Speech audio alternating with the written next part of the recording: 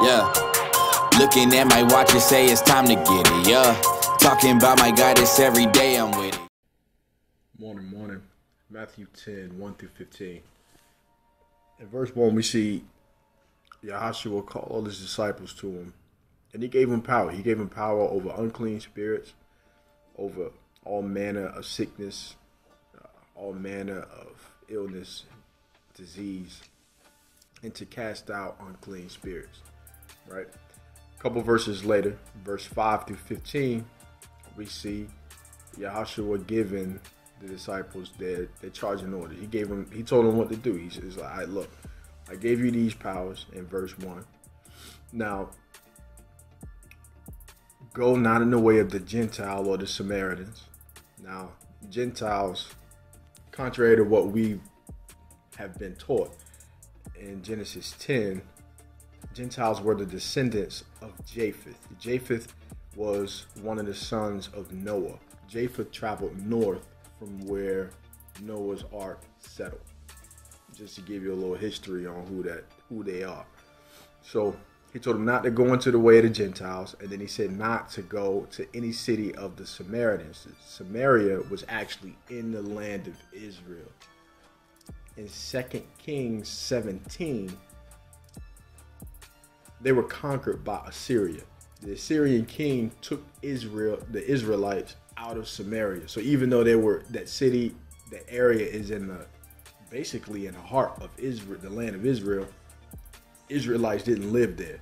The Assyrian king took them out and replaced them with people from Babylon, from Kufa, and from a few other pagan nations, right? So these people are not Gentiles. They're not descendants of Japheth, but they are not of Israel, right?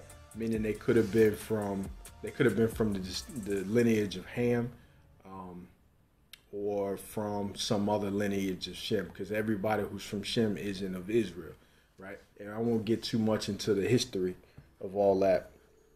But he told them not to go to Gentiles and don't go to these people of the Samaritans, because they didn't have just that one city, they had other cities also, right? So after that, he told them to go preaching that the kingdom of heaven is at hand, right? Healing the sick, raising the dead, casting out devils, healing lepers. Go do your thing. I just gave you these powers, and then go use them freely. Freely you were given, now freely you give, right? So this ability that they were given, these gifts that they were given, these authority that was given, he said he was giving it freely. So now you go give it out freely, right? You ain't charging people for this. This is for the disciples, right? He said the workman is worthy of his food. So he was telling them, don't take nothing on your journey. Don't take 2 tunics. Don't take sandals. Don't take a staff. Don't take a bunch of baggage. You're going to be giving out this gift freely. He was telling them that they would be provided for in their journey by using their gift, right?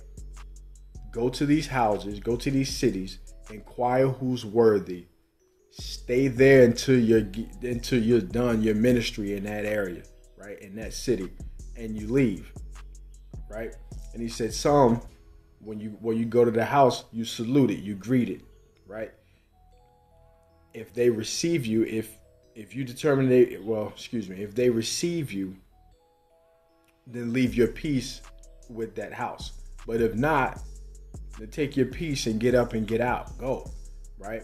He told them to shake the dust off their feet and keep moving. He said it would be more tolerable for the land of Sodom and Gomorrah in the day of judgment than for that city that did not receive them, right? Those are the charging orders for the disciples.